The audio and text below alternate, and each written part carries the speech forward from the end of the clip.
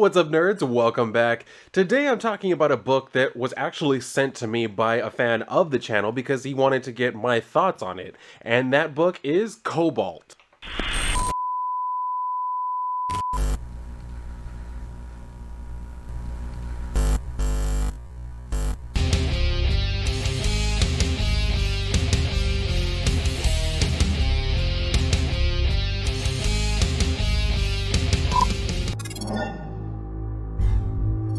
So as I mentioned, this was actually sent to me by a fan of the channel. So shout out to Jay from Chicago because he asked me if I'd had a chance to read this yet.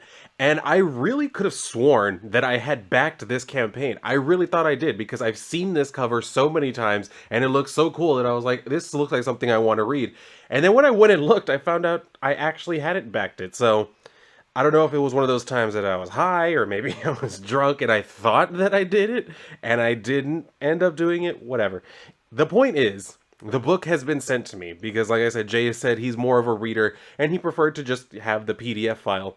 So he sent me the actual physical copy of the book and I'm so glad that he did because this book is really awesome. So let's just kind of like start talking about what we have here. First of all, one thing I do want to note right off the bat, this art.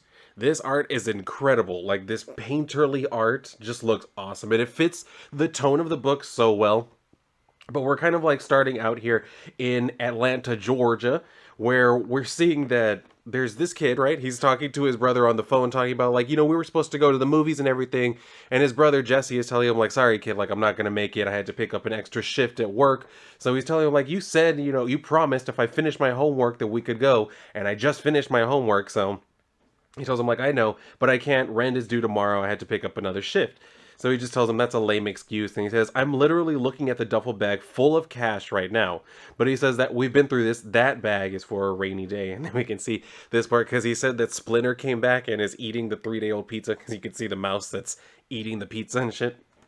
And so Jesse tells him, like, I thought I told you to quit feeding that thing. It's not a pet. And he says, at least he's here. So he's like, you're right, buddy. I'm sorry. I'll try to get out of work a little early so we can make the last show, okay? Gotta go. They're calling me in. So he's like, all right, see you later.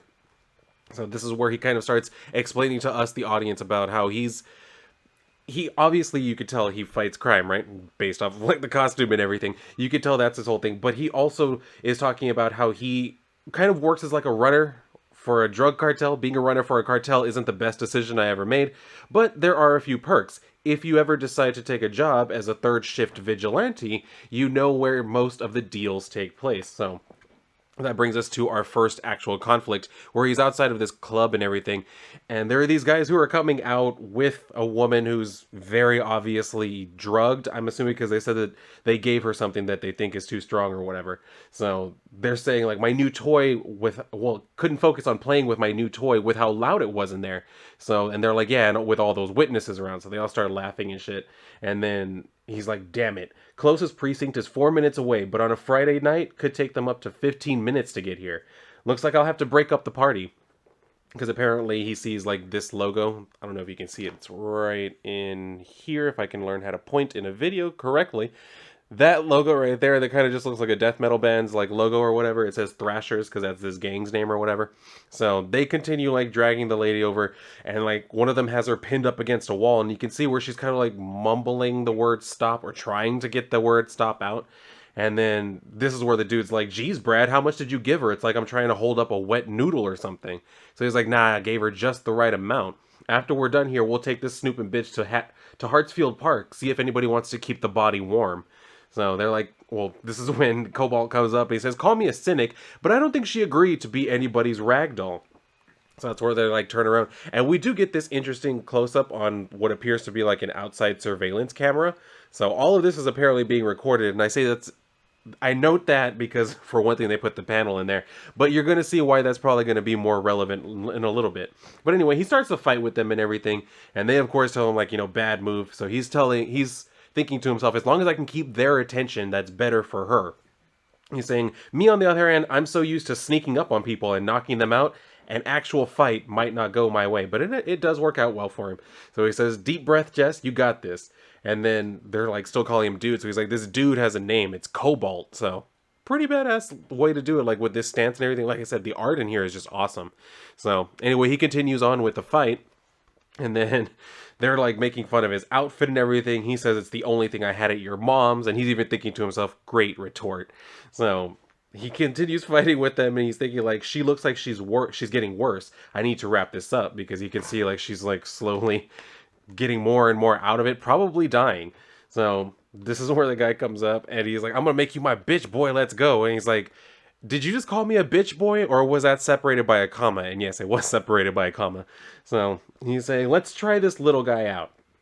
Perception check, and he kind of throws down like this flashbang or whatever, which actually works pretty nicely. It allows him to get the upper hand for a second, and then as he's getting ready to knock out like the last of him, the dude tries to come at him with a knife. So he's like, come on man, you made that too easy, and he just very easily flips him over and shit.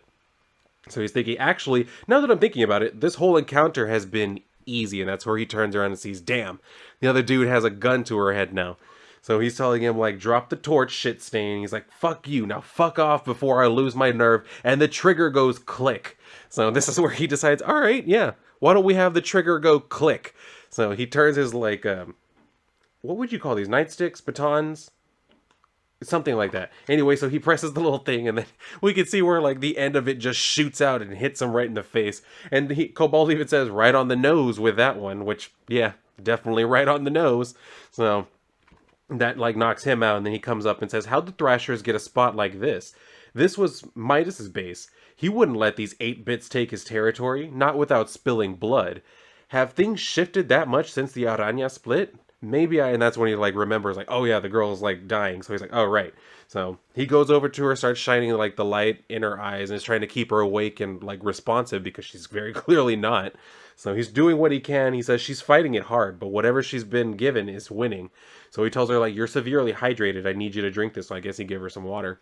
And then he goes to one of the guys like pockets or whatever and finds like this burner phone on it, which is lucky because as he notes, like there's no locks or anything to it, so he can just open it and start calling 911, which is exactly what he does. And he's telling them like, I have a female at the back exit of the night hall known as Engage. She's ODing. We need ambulance and police right away. Yeah, Spring Street, Northwest. So he continues going through like the guy's pockets, and he finds a whole bunch of cash and shit. So he's like, perfect. This is enough to pay the rent. So I respect the hustle. Even for a hero, I respect the hustle. Well, I mean, he's more of a vigilante, so, you know, they can be a little bit more gray in the morality. Anyway, so he's continuing to talk to them on the phone. He says, I don't know, we're behind a club. Probably a cocktail of methamphetamines, because I guess he found, like, the pills or whatever that they gave her. So he says, put that where PD can find it. So he didn't take that. He kind of just left it where the cops are going to find it. And he said, I was coming out back for a smoke when I saw a couple guys bring a girl out back. I think they were, well, I know what they were trying to do. Yeah, Thrashers, they're swinging a couple guns around too. So he says, guys, remain calm. Try not to move. I'm going to go back and check on the girl. You're doing great. So he's like, God, they better hurry the hell up. At this point, I've done all I can for her. So he keeps going, and then she's still kind of like moaning and shit. He's like, okay, hang on just a little bit longer, because he's trying to like get some more information on her too. And this is where he pulls out like this school ID or whatever, and finds out that she goes to what, Georgia Tech? Yeah, Georgia Tech. He's like, you're way out of your element down here, Anna. And so he tries to give her some more water, but she's kind of like just like still losing consciousness. So he's like, no, this isn't nap time, Anna. We got to stay awake. But luckily the police do show up. So he's like, all right, that's my cue to go ahead and take off. So we go from there to the next day, where he's sitting down with his friend Thomas at, what is it? The Quarterback? I don't know. I'm assuming that's a real place. I don't actually know anything about Atlanta. So, but they did mention here somewhere where it's like famous or something. I don't know if that's actually a thing, because I didn't look it up. But anyway, we see where the waitress is taking like their orders and says 2 victory burgers, 4 touchdown dogs, 3 fries, and 3 FOs. FOs. FOs. I don't know sports stuff. Anyway, so she asks like, will that be all for you? And then the younger brother, Isaac, says, not quite. I'm going to need a fried peach pie to top it off. And then Jesse says like, and the slice of pie, thanks. So he says, Isaac, wash your hands. He's like, I don't see you getting up to wash yours, which I mean, kind of a low blow, because as you can see, he has one that's pretty much metal. I don't know, can you wash metal? This is the wrong thing to wonder about. Anyway, so Thomas says like, son, you better do what your brother says before I give the order. So Isaac gets up to go wash his hands, and then Thomas starts kind of grilling Jesse a little bit where he says, so what's been up with you guys? I haven't heard much since, Isaac said you got a new job now, working third. So he's like, yeah, just started bartending at Saturn. It's not a lot, but enough for rent and a few things. But Thomas is like, Saturn? Damn, that's an upscale place, Jesse. A lot of coin to be made there. But not a good enough story for that much gauze on the forearm, because he notices, like he said, the gauze on his forearm obviously covering up some sort of wound. So Jesse kind of tries to tell him, like, look, it's no big deal. Basically, what happened was we had someone who had too much to drink at the bar, and then me and security had to help escort him out. And that's how I got this little scrape or whatever. So he just tells him, like, don't bullshit me, Jensen. I know I sense bullshit when there's bullshit to be sensed. And he says, you might as well be carrying that in your duffel bag. And he's like, ladies and gents, Thomas Rogers is finally off his game. No one saw this. He's like, Jesse, you don't have to do this on your own, man. If you recall, I was there at the beginning of all the crazy shit that went down with Esmeralda. I get it, but you don't have to block me or Isaac from what you're going through. Hell, that boy is going through his own thing too, and he needs his brother to help him. So from the top, what's been going on with you? Why you tapped up? And he's like, all right, you win. So he says, I was out last night, ran into the Thrasher gang, and they had to drug this college chick from Tech. I intervened, called the law. It was nothing. He just tells him, like, damsel in distress. I knew it. I freaking knew it. And he's like, geez, Tom, shh. Because the waitress brings the food and shit. So he's saying, I freaking knew it. And he says, well, Isaac and the world don't, so keep it down. And then Isaac is coming back and he's like, how is there a line to the restroom in here? And this is where I'm saying, like, Thomas told him, like, hey, this place is a landmark. People visiting Atlanta are always told to come here, especially for their orange freezy. The hell is that? Anyway, so Isaac sits down, he's asking, like, did I miss anything? Jesse tells him, yeah, the food's here. And then Thomas is like, oh yeah, and Jesse's been suiting up, so that makes Jesse choke on his food and shit. And even Isaac is like, I freaking knew it. Why couldn't you just tell me? And he tells him, like, I'm sorry, Isaac. I thought it'd be easier for everyone if it looked like things were going back to normal. So he just tells him, or Isaac tells him, like, come on, Jesse, we've been kind of suspicious for a while now. The only other time we've seen you act like this was when you were getting back at Esmeralda, or when you were working for Esmeralda. So he says, I get it, guys. I was wrong for hiding what was really going on. I'm sorry. And then Isaac just tells him, like, I always liked the idea of you saving the city. It's not something you ever had to keep a secret. So what's next? And he's like, these guys are next. It might be for nothing, but Thomas, I was wondering if you knew someone who could check them out. Because he took, like, the dude's IDs and shit. So he starts looking at them. He's like, all right, yeah, I'll see if I can get someone. I've got someone who could probably get us a little intel. You should come by the kitchen afterwards. I'll give you the info while Isaac helps me set up some stuff. So Isaac is asking Jesse, like, wait, where are you going? What about the movie? And he says, I've got to do a little digging, Isaac. It's part of the hero gig, right? So he's like, he says, Isaac, we'll see the movie tonight. In the meantime, Thomas has an awesome project he could use some help on. So he says, yeah, not even Jesse knows what it is. It'll be cool. So that's where we go over to the girl who was passed out because she's now in the hospital. And we can see she's talking to this guy. They're kind of like very spiritedly, I think that's a word, talking. And then all of a sudden Jesse comes in.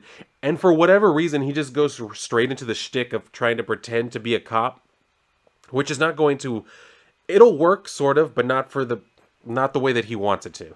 So he comes in and says, like, I'm Detective Jensen. I heard about last night's run-in with the Thrashers, and I wanted to see how you're doing. See if I could ask you a couple questions that might help me with something I'm working on. So she's saying, like, detective, but 3 officers have already come by since 9 o'clock this morning.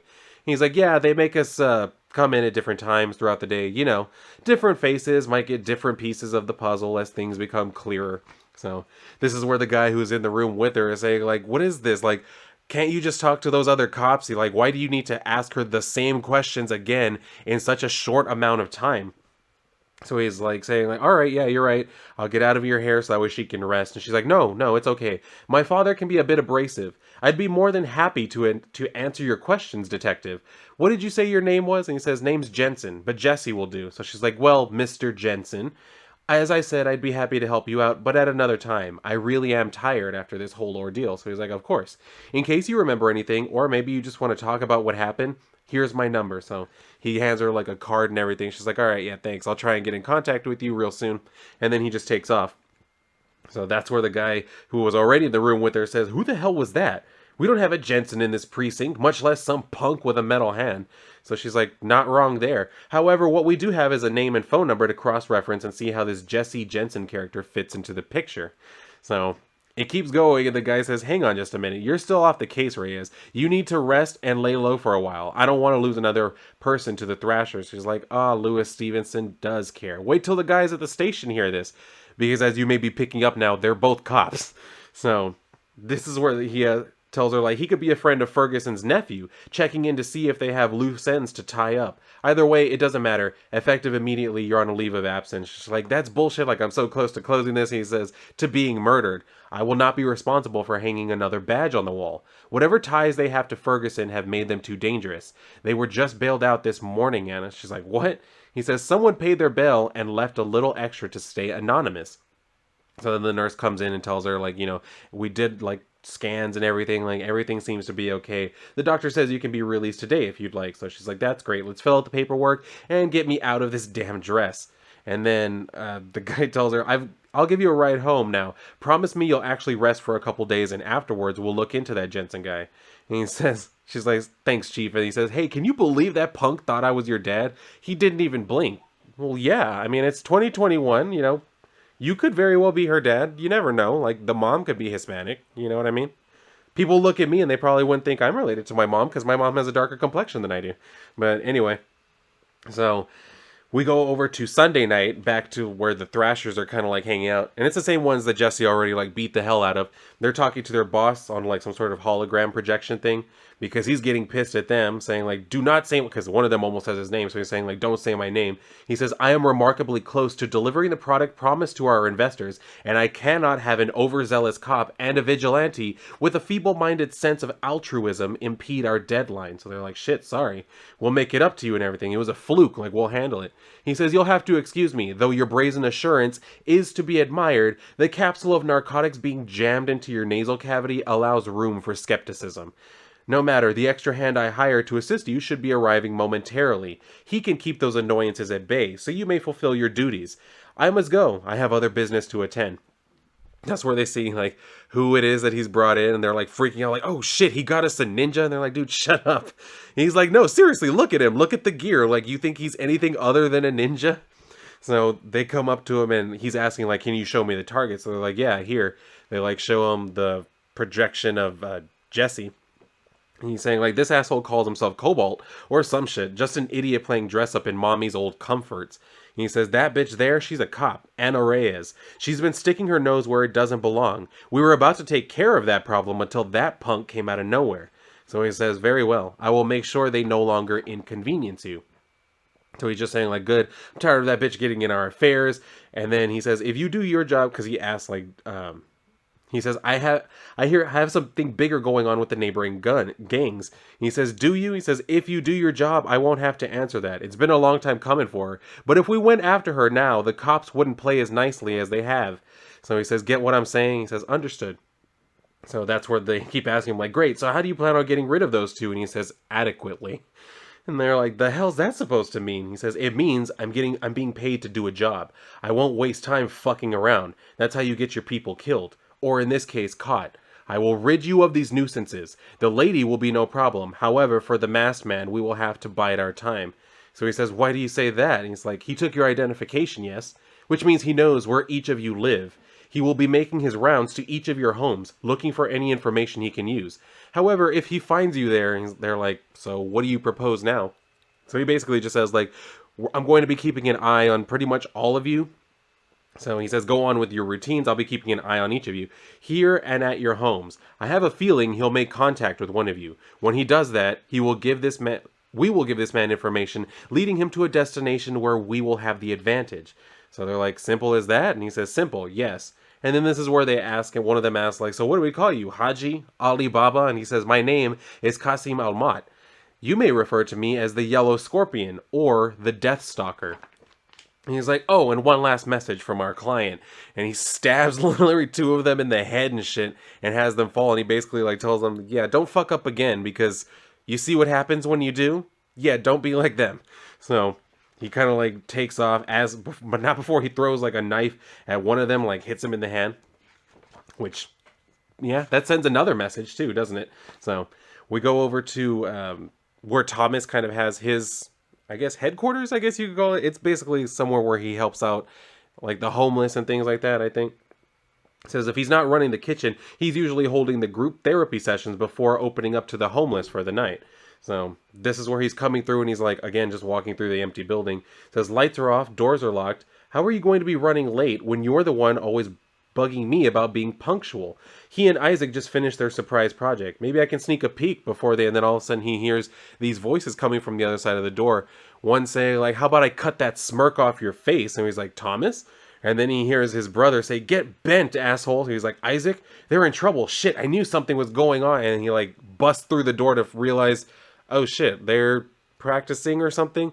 Like, of course, he first freaks out at Thomas for like carrying the knife, but he's like, yo, calm down. It's just a rubber training knife. And then he says, it's a training piece, rubber. But Jesse tells him, that's not the point. I don't want him fighting. And then Isaac is like, don't glitch out, Jesse. I asked him to show me how to spar. And he's like, for what? He says, nothing. We were just waiting around for you to get here. It's not a big deal. And then Thomas like decides to just kind of sidestep all of it and says, if you're done freaking out, I want to introduce you to the guy who helped us set up. This is Bill Bunker. We go way back. So he like says hi to Bill and everything. And then Bill does this thing where he's asking him like, good to meet you, Jesse. You want a beer?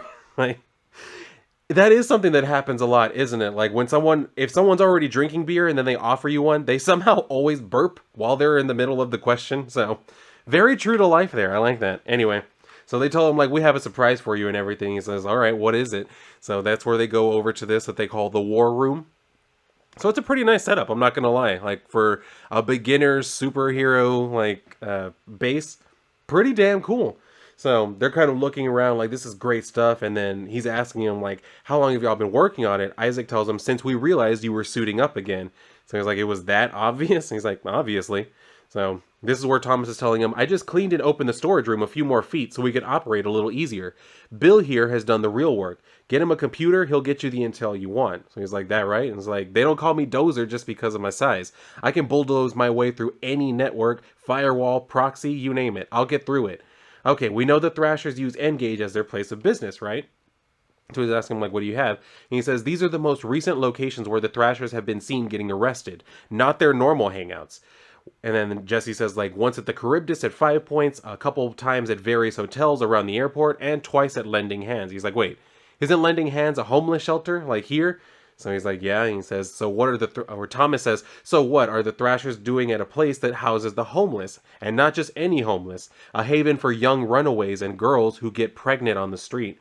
So Jesse's asking, like, can we look up who runs it or whatever? And they're like, yeah, we can find out who runs it. But as far as, like, who the owners are, who the investors are, that's all blacked out of the public eye. So Isaac is saying, so this is where Cobalt gets to visit his 4 new friends from the other night, right? So Thomas tells him, like, right, go suit up and return their IDs. But Jesse tells him, like, I didn't bring it with me. I have to go get it from storage. And he's like, wait, what? He says, how else would I have kept it from Isaac? He's like, you didn't, though. Hence the war room. Like, it's a pretty good point. He was over there going through all of that effort to try and hide his suit when they already knew, and that's why they were making this little base for him and everything. So then we go over to the Jensen home, Jesse and Isaac's old home, and we can see that Anna is now there. And she's kind of like doing her own reconnaissance, I guess, where she's kind of trying to find more information about him. So she's telling her boss, like, following the lead I told you about, and he says, you didn't tell me a damn thing. She says, I looked into that Jesse Jensen guy that came into the hospital the other day. Not one precinct recognizes that name. So I called the phone company, and get this, he used his real name. So he's like, really? Well, where does that leave us? And she says, I don't know yet, but it doesn't look like he's with the Thrashers. So he asks her, like, how can you tell? And she says, family photo. He looks too happy to be involved with the likes of those assholes. And we can see, yeah, it looks like they were a very happy family at one time, right? So then he's like, this is where Jesse is thinking to himself, I was happy. Be a lot happier if a cop wasn't poking around my house. But she goes on and says, I wouldn't call it a dead end yet. Someone, multiple someones I'm guessing, came in and ransacked the place. There's got to be some kind of clue I can find. I'll call you tomorrow if I can find anything. So this is where she goes. She finds this like crumpled up paper that upon which is written the word volio, which if you don't know what volio is, it tells you on like, I think the next page. Or no, it's in the backup story, where volio just, it's Spanish for white bread, but it's a very specific type of like little roll or whatever. They're actually pretty good, I'm not gonna lie. Like, I used to love eating them, especially like when you're drunk and you put a little bit of butter. Damn. But that's a lot of carbs. That's why I had to like completely cut them out of the diet. Anyway, So he's saying like, I hated that fucking pet name or whatever. But then all of a sudden we can see where somebody, that guy from earlier, Deathstalker, comes up behind her and everything. She's like, who the hell are you? He says, the remedy to an irritation. So she's like, stay where you are, dipshit, Atlanta PD. And he says, one would think your encounter with those fools would have been enough to walk away, considering you almost did not. Unfortunately, that was your last chance, Miss Reyes. You have lived a noble life to this point. May it be just as noble in the next. So Jesse's like, what the hell did I get mixed into this time? Damn it. That's where we kind of leave off for right now. As we can see, yeah, he pulled out a knife on her, and we've seen just how effective he is with the knives. So we'll see what happens with that. Like, that's a really great setup to that first story. And then we get this little, like, backup story. Kind of like going back in time a little bit as far as, like, what was going on when Cobalt, Jesse, was still working for Esmeralda. Because we can see here she has his younger brother, or she has Isaac and everything. And he's like, please, I'll do anything, like, let me go. And she's like, she starts asking in Spanish. She's like, where is this idiot? So she says, spread out, cover the area, and make sure. But all of a sudden, he, like, shoots out her gun. And he's like, she says, hijo de puta. Which, I mean, if you don't know, just means son of a whore. So kind of the same thing as, like, yelling out son of a bitch, but it's always like hijo de puta in Spanish. But whatever, different strokes, different folks. Anyway, so we can see where he's got the gun. And he says, safety first. I want to put an eye out with that thing. So her men are like, don't worry, we got him in our sights and everything, as they're just standing there with handguns. He has a rifle and they have handguns and they think they're going to do anything. But anyway, he says, I'm the only one here with a clear shot, Esmeralda. Toss him. So he tells, like, Isaac, yeah, they actually do it. They throw the guns. And he says for Isaac to get out of there. But she says, he's not going anywhere, and neither are you. I've entertained this little crusade of yours long enough, Wolio. It ends tonight. And this is where I'm saying, like, we get the little footnote just saying, like, it means white bread. So that's where Isaac is like, no freaking way, because all of a sudden Jesse comes out in his, like, new outfit saying, you know, I've never really liked being called Wolio. How about we try Cobalt? So we also get this, like, quick little flashback to when they were more of, like, the happy family type of thing. And he's kind of telling him, like, it'll be okay though, right, Dr. Miller? Because as we can see, I'm assuming Jesse's wife was sick. With what specifically? It's treatable. I do recommend surgery as soon as possible. However, your insurance won't be able to cover it. And that's kind of like how Jesse basically started running the drugs for the cartel and everything. But we can see there was this one instance where he was trying to, you know, complete a drug deal. But as does happen from time to time, the guys were like, you know what? We want the drugs, but we also want to keep our money. And you came alone. So they beat the hell out of him and take both of the things. So this is where Esmeralda is basically telling him, like, I lost something because of you. And so now you are going to lose something because of me. And that's how he ended up losing his hand. Well, not his whole hand. They cut off, like, this part. Like, they leave his thumb, but they cut off, like, the rest of the hand. So they do that. And then we see where basically Jesse went from there to now having to go to this support group run by Thomas. This is one thing I do want to point out, because I'm not sure which of these came first, the backup story or the main story. But, like, in the main story, Thomas is black. Here he's white. So I don't know. I don't know which was which. But when I saw he said his name was Thomas, I was like, wait, wasn't that was the guy in the... Okay, well, whatever. I don't know which... That's what I'm saying. I don't know which came first. I don't know what changed there or why. But anyway. So he starts, like... We see the little montage where he starts teaching Jesse to, like, control and channel his anger to actually, like, become a vigilante, to become a fighter. So because he wants to get back at the cartel, of course. And then we see this part where basically, like we saw in the main story, they came to the house, they wrecked up the place, and then they just kind of, like, left the message just saying Bolillo. So he already knows, like, Esmeralda is the one that I have to go after. That brings us back to this, and this is how he got to this point where he's fighting against them and everything. So pretty cool fight scene, I'm not gonna lie. Like, he even does, like, his whole shit talking as he's fighting with them, where, like, he hits one of them, he headbutts one of them, and he's like, ooh, heard something crack. So he tells the dude, like, hey, focus, I'm trying to end this finale with a bang, because he hits him right in the face. So, very nice. And then now, the only one left is Esmeralda, so she's like, Dios mío, that was impressive for a cripple. So he says, you lost, Esmeralda. Just give me my brother and we can go our separate ways. Otherwise, I'll have to... She's like, take another step forward, Volio. I want you to. Because she's holding, like, a cattle prod to him. And as you can see, it's raining. So, honestly, I don't know. Would that... No, because she's wearing gloves. So I guess she'd probably be fine. But yeah, if she puts that to his face while he's all wet, that's going to fuck him up. Anyway, Cobalt says, Isaac, everything's going to be okay. It's like when we used to play Darth Vader versus Batman, right? So apparently he knew the code for that because he turns around, he's like, darkness, as he grabs the cattle prod and shit. So she's just like, what? And he says, no parents. So I was like, okay. So anyway, Cobalt like throws his baton thing or whatever it is. He like throws it at her, and as we can see, it like hits her in the face and everything. Isaac is like, that was awesome. And then we go from there to a few days later where they're kind of all just kind of sitting down eating pizza and shit. And they're thinking like, yo, we took care of the problem. Like, she's gone and everything. And he's like, besides, I think we've seen the last of her. But then we go over to her where she's like, those idiotas haven't seen the last of me. So her henchman is like, damn straight. And she's like, do they really think they got the better of me? Me? Esmeralda Blasco? I had the city by the cojones. Lamar, make the call. It's time Atlanta learns why La Araña is the deadliest cartel. She's like, I've got a little surprise for you, Wolio. And then we get this close-up on her eye, which looks pretty sick. I don't know what exactly it is she's had done to herself, but it looks pretty cool. So that's where we actually leave off on that one, too. So overall, I can't wait to see where this continues to go, because the main story was good. The backup story was good. The only thing, like I said, that had me confused was, what happened with Thomas? Like, which one came first? You know what I mean? Was he black first and then y'all made him white? Or was he white first and then y'all made him black? Because somewhere in there, somebody is keeping something from me, and I will find the answers. But anyway, I don't really know much else to say about this. Like, the whole book was just really good. As far as, like, just being a vigilante type of character, he really fits the mold pretty well. Like, we can see where he's both in it to kind of try and take care of himself, and then he's, like, taking money from criminals, which, I mean, they probably got it through less than reputable means, so not the worst thing in the world.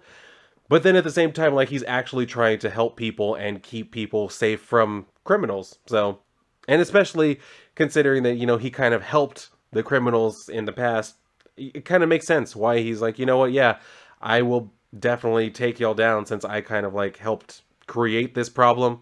It's only fitting, right? So yeah, I just cannot wait for the next one. They actually are already, they have, I think, the sign-up page right now for the next issue of Cobalt. So I will definitely go and post a link to that in the description of this. If you found this, like, interesting or at all entertaining, I would very strongly recommend getting onto that campaign as soon as it drops. Or, like I said, like, signing up before then, because you know how Indiegogo is. Especially, like, with our favorite, like, indie creators. Like, you sign up for it before it actually goes live, and you get those secret perks and everything. So, definitely think about doing that, because as I could tell already, it's worth it. Just this story, everything is just very nicely done. I enjoyed the hell out of reading this, and I probably will read it a few more times over this next coming week, just for fun, because it's a really fun story. But yeah, I don't know if anybody out there has had the chance to read this. Again, thank you to Jay from Chicago for sending this to me. I really do appreciate it. I love when people send me a book that they're like, yo, I would just love to have your thoughts on this particular book. Yeah, go ahead and send it to me. I got no problem with that. I'd love to read. Yes, I have a shit ton of other books to read. Like, if you will notice, I have a bunch of, y'all can't see, there are like 1, 2, 2, 4, 5. So there's 7 boxes there, long boxes that are full of comics that I still need to read. And on top, there are 2 I'll just go ahead and turn the thing so you can see it. So you can see all of these boxes over here. Yeah? Except for that stack right there. That stack that's right there on top, I already read those. But all of the other boxes, yeah, all of those are to be read. As is the stack that's up on top. And then you got these boxes back here. Like, those 2 boxes are both full of comics that need to be read. And on top are also comics that need to be read. Oh yeah, and then there are 2 more long boxes that you can't really see that are behind those as well. All of those need to be read. So do all of those. No, wait. Yes, those need to be read. Those have already been read. I got a lot of goddamn reading to do is my point here. But I love it when people want to send me a story because they think like, hey, I think you'll really enjoy the story and I would like to get your thoughts on it. Yes, feel free to. I will literally drop everything else because I know it's going to take a long time. I will drop all of those and go ahead and read this first and go ahead and make a review for it, because if you want to know my thoughts, I'm going to share my thoughts with you. Why would I not? If you're going to go through that effort, of course I will drop it all and make a video just like talking about the comic that you sent to me. always okay. But yeah, if anybody out there has read this, definitely feel free to let me know what you think about it. And just, yeah, definitely strongly consider backing this. Like, these are the great independent projects that need love and support to keep growing, you know, like a plant. Anyway, that's going to do it for me here, guys. So if you enjoyed this video, definitely make sure to like the video, make sure you are subscribed, share out the video if you would like. I appreciate it so much every time. But if you're done here, then go and read a book, especially this one if you have it. And if not, well, then I'll see you on my next video.